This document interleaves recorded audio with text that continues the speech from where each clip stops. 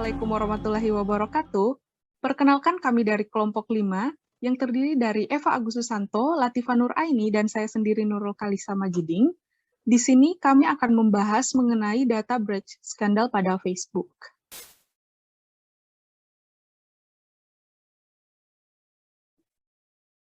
Nah, pertama saya akan menjelaskan mengenai sejarah singkat Facebook.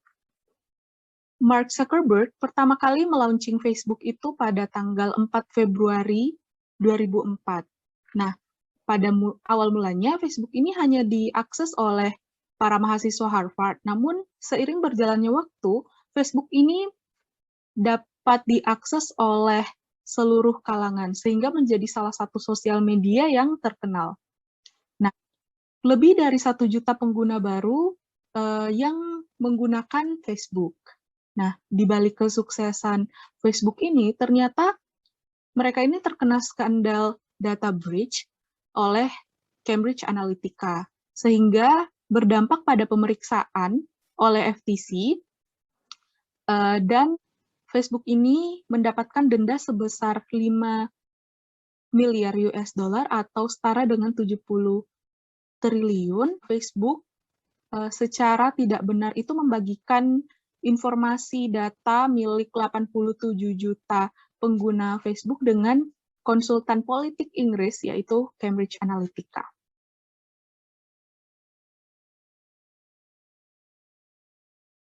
Nah, lalu kronologi kasus. Di sini pada tahun 2008, Facebook ini mengumumkan peluncuran platform yang disebut dengan Open Graph untuk third-party apps atau API versi 1. Nah, di pembaharuan ini memungkinkan pengembangan eksternal untuk menjangkau pengguna Facebook dan meminta izin untuk mengakses sebagian besar data pribadi mereka. Pada tahun 2013, Alexander Kogan dan perusahaannya Global Science Research membuat aplikasi bernama This Is Your Digital Life. Aplikasi ini merupakan aplikasi kuis kepribadian yang telah diinstal oleh hampir 300.000 pengguna Facebook. Ketika pengguna Facebook ini mengikuti tes psikologi pada apps ini, mereka akan diberikan uang sekitar 3-5 dolar. Secara tidak sadar, si pengguna Facebook ini juga telah memberikan datanya kepada si Kogan. Nah, bukan hanya data mereka pribadi, namun dia juga telah memberikan seluruh data teman-teman Facebook penggunanya. Tahun 2014, di sini Facebook mengadaptasi aturan baru untuk membatasi akses pengembangan data ke pengguna. Perubahan ini juga dilakukan untuk memastikan para pihak ketiga itu tidak dapat mengakses data teman pengguna tanpa mendapatkan izin terlebih dahulu. Nah, namun ternyata perubahan ini tidak diberlakukan secara tepat oleh Kogan. Dia ini tidak menghapus data yang sebenarnya dia peroleh itu secara tidak benar.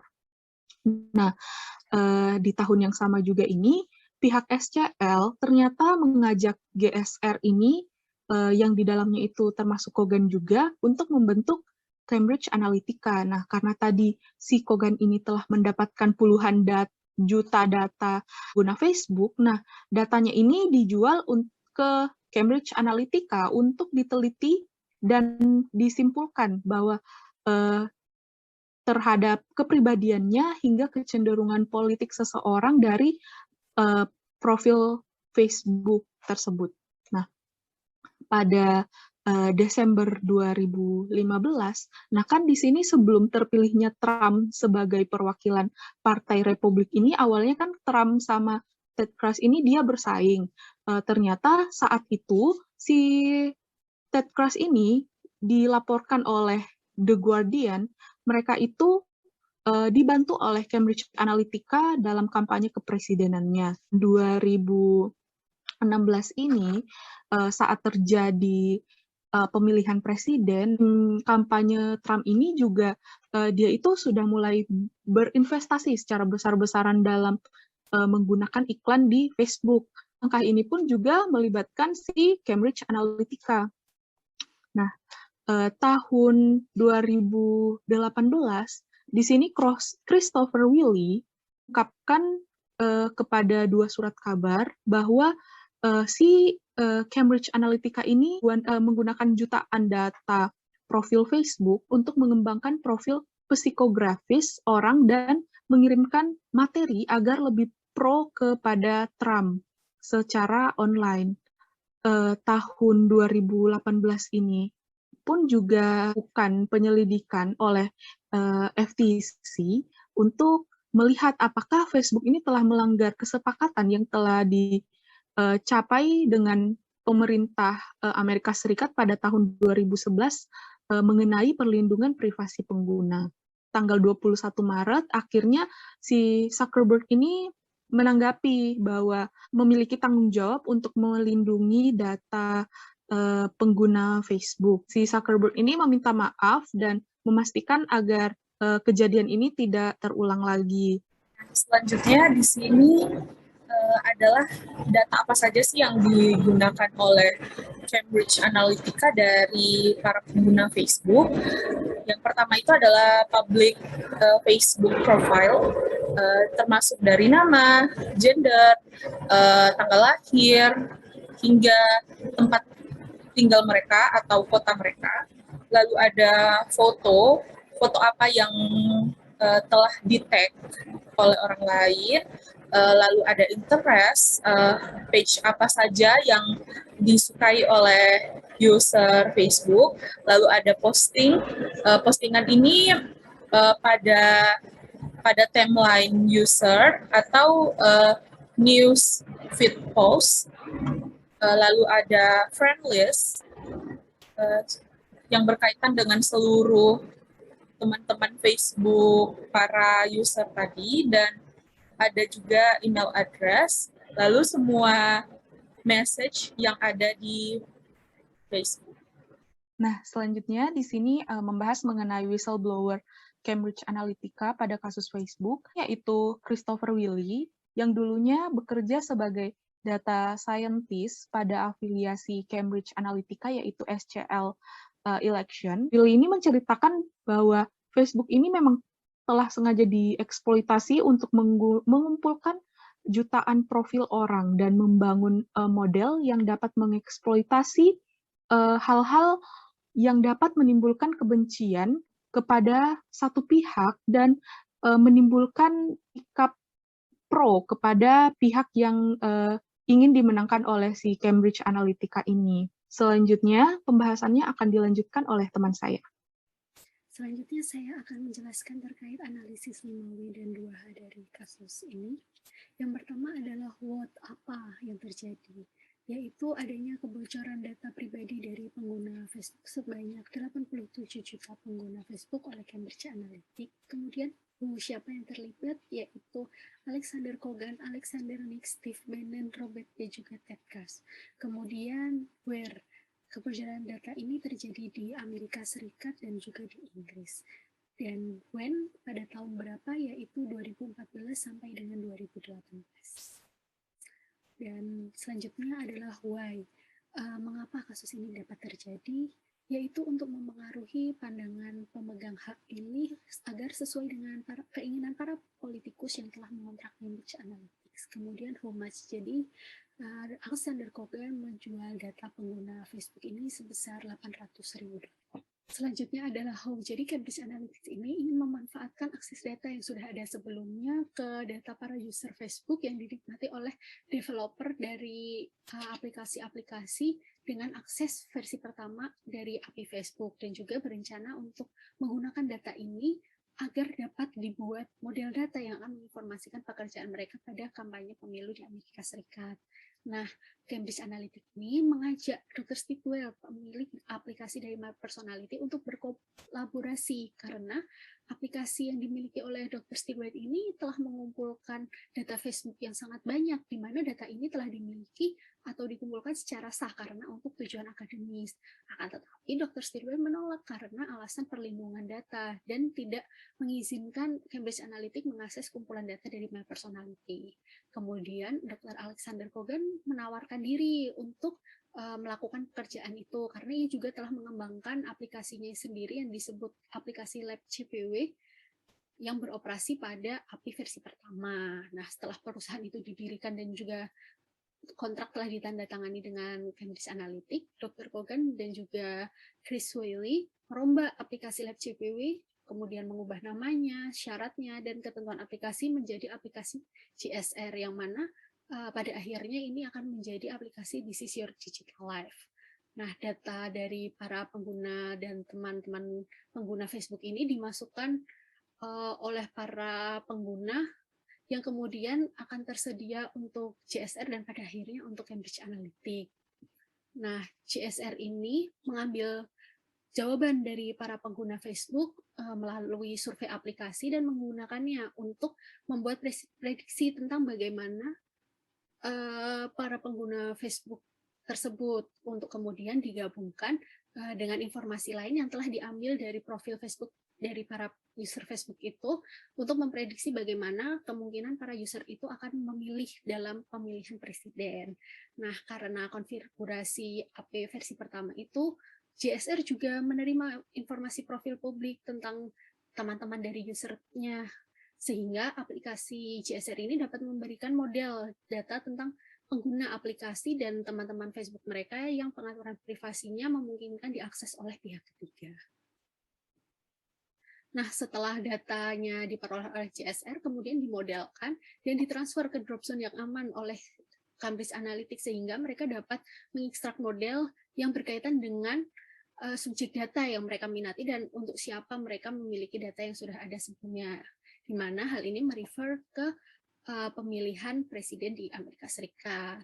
Kemudian, ilmuwan data internal dari Cambridge Analytica ini melakukan pemodelan data lebih lanjut dan menciptakan model eksklusif data yang kemudian akan digunakan untuk penargetan politik di Amerika Serikat. Nah, Kogan ini telah mulai membagikan data dari aplikasinya yang This is Your Digital Life itu melalui wadah Cambridge Analytica. Dengan kemampuan membaca kepribadian dan juga aspek psikologi seseorang, nah Cambridge Analytica itu bisa atau memiliki kemampuan untuk mengidentifikasi persuasi, cara mengajak politik seperti apa yang efektif untuk digunakan sesuai dengan kepribadian para user, atau pesan politik apa yang bisa menarik para user ini untuk memilih salah satu calon dari pemilihan presiden di Amerika Serikat. Nah, dari hal tersebut, iklan dengan respon publik itu merupakan hal yang paling ramai, kemudian dikembangkan dan didistribusi kembali menjadi propaganda atau iklan di hari-hari berikutnya. Nah, dengan begitu Cambridge Analytica mengenai data-datanya tentang rekam jejak digital dan tentu saja soal karakter psikologi pemilih di Amerika Serikat menjadi lebih presisi. Nah, kemudian Cambridge Analytica ini juga menugaskan perusahaan survei pihak ketiga yang bernama Qualtrics untuk mencari dan membayar anggota masyarakat kurang lebih $1.000 untuk masing-masing orang yang mengakses aplikasi. Nah, untuk informasi tambahan, jadi kasus ini melanggar beberapa hukum. Yang pertama yaitu hukum privasi tentu saja, kemudian Section 10B dari Securities Exchange Act tahun 1934 dan juga Section 20A dari Securities Exchange Act dari tahun 1934. Kemudian untuk bukti dari kasus ini yang pertama yaitu laporan Willy, kemudian data dari aplikasi yang dimiliki Kogan yang belum dihapus, kemudian sanksi yang diterapkan akibat adanya kasus ini. Yang pertama, Facebook dikenai denda sebesar $5 miliar atau setara dengan 70 triliun, dan juga aplikasi yang dikembangkan oleh Alexander Kogan diblokir seluruhnya oleh Facebook. Selanjutnya akan dijelaskan oleh rekan saya. Oke, di sini saya akan coba melanjutkan ya penjelasan dari Mbak Rama. Di sini saya akan membahas mengenai masalah fraud scheme. Pada awal 2014, Alexander Nix, itu CEO dari Cambridge Analytica, mengetahui penelitian tentang ini ya, sifat dan atribut pribadi yang dapat diprediksi dari catatan digital perilaku manusia yang dibuat oleh Kosinski. Penelitian tersebut menemukan bahwa hal yang disukai oleh pengguna Facebook dapat digunakan untuk memprediksi ciri kepribadian seseorang dengan sukses menurut skala Ocean, yaitu sebuah model psikometrik yang mengukur keterbukaan individu terhadap pengalaman, kemudian kesadaran, ekstraversi, kerama, dan neurotisisme. Penelitian tersebut memperingatkan bahwa data kesukaan itu mungkin memiliki implikasi negatif yang cukup besar karena dapat dengan mudah diterapkan ke sejumlah besar orang tanpa mendapatkan persetujuan individu dan bahkan tanpa mereka sadari. Terkait dengan hal tersebut, kemudian Nix menugaskan Wiley untuk mencari cara agar mendapatkan data kesukaan tersebut dalam platform Facebook dan membuat sebuah pemodelan data yang diinginkan untuk tujuan politik komersial. Wiley akhirnya mendekati beberapa profesor di Universitas Cambridge yang akrab dengan penelitian Kosinski tentang pemodelan tersebut. Setelah berbicara kepada profesor, dia ditolak karena tujuannya untuk politik komersial. Tapi ternyata ada satu orang, yaitu Alexander Kogan, yang memberitahu bahwa dia juga sedang melakukan proyek pengumpulan data. Kogan pada intinya memberitahu Wiley bahwa dia itu bisa melakukan apa yang diinginkan Wiley selama Wiley mau membayar data dan membayar biaya-biaya yang diperlukan untuk melakukan penelitian tersebut. Kemudian akhirnya Kogan melakukan pengumpulan data bersama rekannya, yaitu Joseph Conselor, yang juga merupakan seorang peneliti pasca doktoral di Universitas Cambridge. Keduanya memiliki perusahaan yang diberi nama Global Science Research dan membuat aplikasi yang disebut dengan Medigital Life atau This is Your Digital Life. Ketika aplikasi itu akan di-launch atau diluncurkan, Facebook itu menerapkan adanya perubahan kebijakan bahwa untuk kebijakan yang baru mereka tidak bisa lagi mengakses data-data dari teman pengguna. Jadi hanya data-data dari si user yang menggunakan aplikasi tersebut. My Digital Life sendiri itu dikenalkan kepada Facebook sebagai alat untuk membantu para penggunanya memiliki pemahaman yang lebih baik tentang kepribadian mereka sendiri dan menyediakan data untuk digunakan oleh psikolog akademis.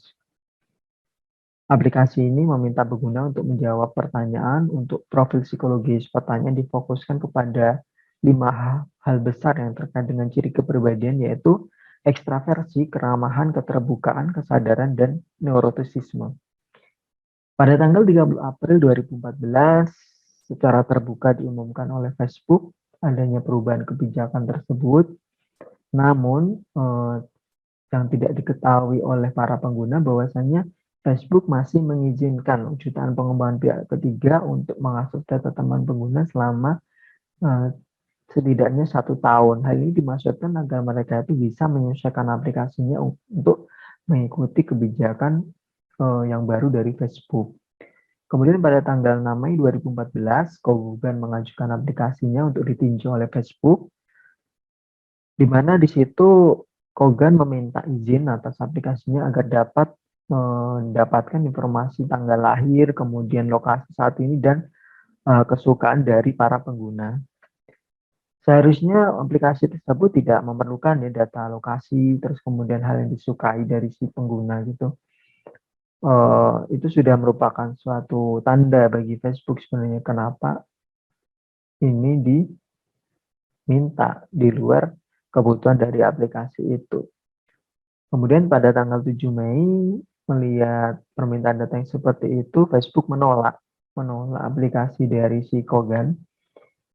Tapi dengan penolakannya itu dikirim via email ya.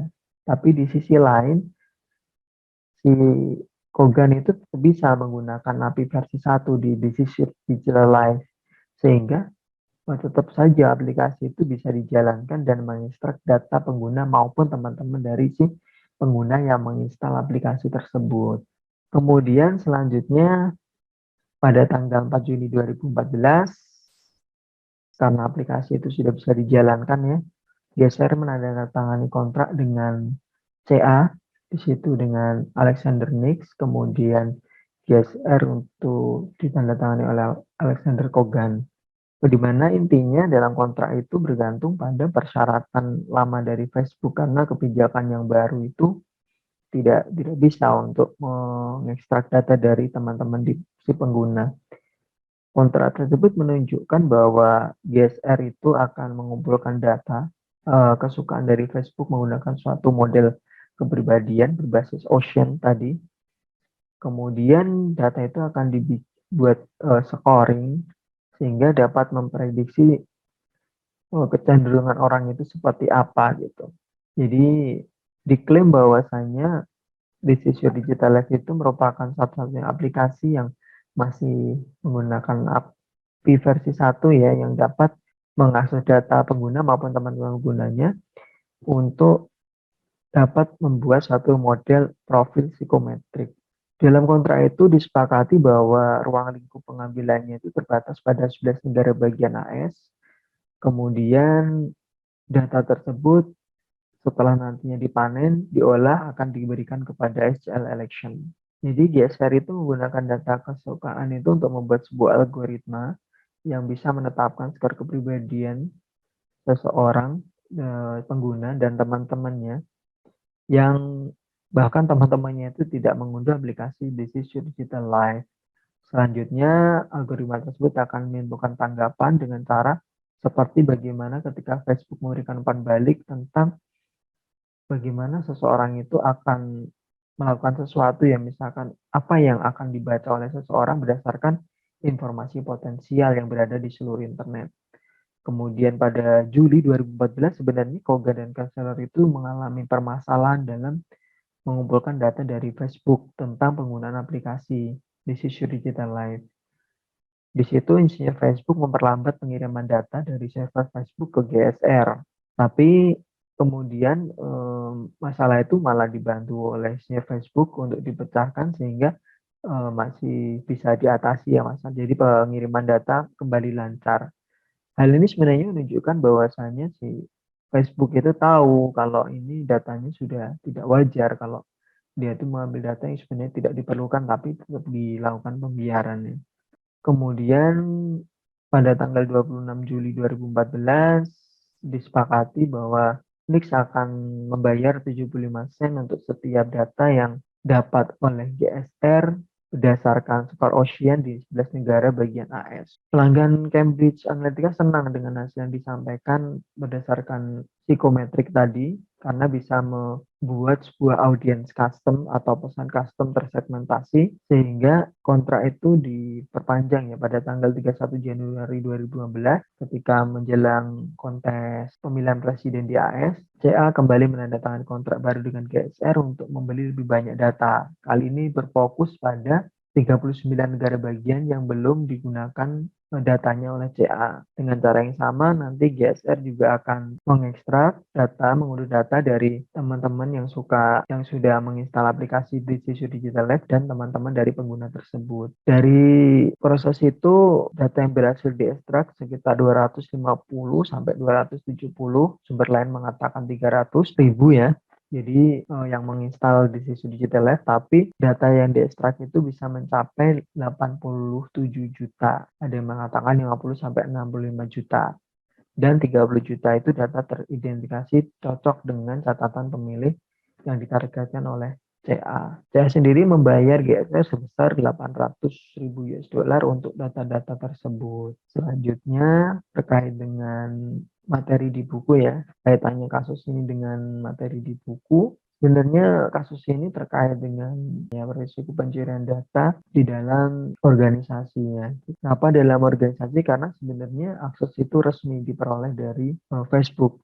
Facebook tahu memberikan akses itu kepada Kogan melalui API versi 1 yang seharusnya itu sudah dirubah menggunakan versi yang selanjutnya ya, di mana tidak bisa lagi mengekstrak data pengguna.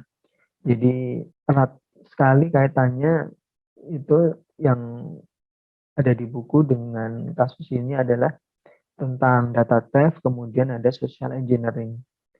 Data theft sendiri itu difokuskan kepada data theft dalam lingkungan e-bisnis ya, di mana itu berbeda sekali dengan pencurian tradisional yang tujuannya uang. Ketika kita bicara masalah lingkungan e-bisnis, maka concern yang pertama itu pasti yang akan dicuri itu adalah data. Data itu merupakan sesuatu yang sangat berguna bagi para insinyur IT. Yang pertama karena data itu bisa dijual ya. Data itu bisa dijual atau bahkan bisa disalahgunakan atau bahkan bisa juga untuk digunakan untuk memeras seseorang. Kemudian data itu bisa direplikasi sehingga tidak harus dihapus. Untuk menghilangkan jejak, di satu sisi dihapus tapi kita masih punya replikasinya. Hal ini berbeda kalau misalkan pencurian pasti akan manual, itu pasti meninggalkan jejak ya. Kemudian data itu juga bisa dapat dipindahkan.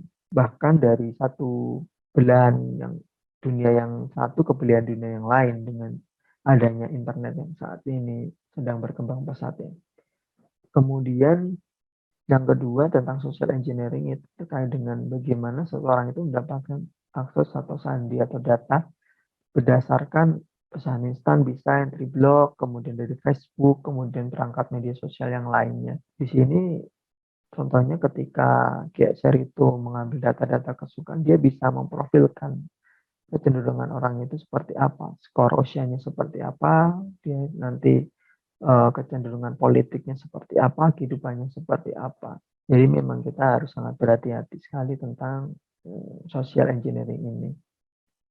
Demikian yang bisa kami sampaikan untuk kasus ini. Atas perhatiannya kami ucapkan terima kasih.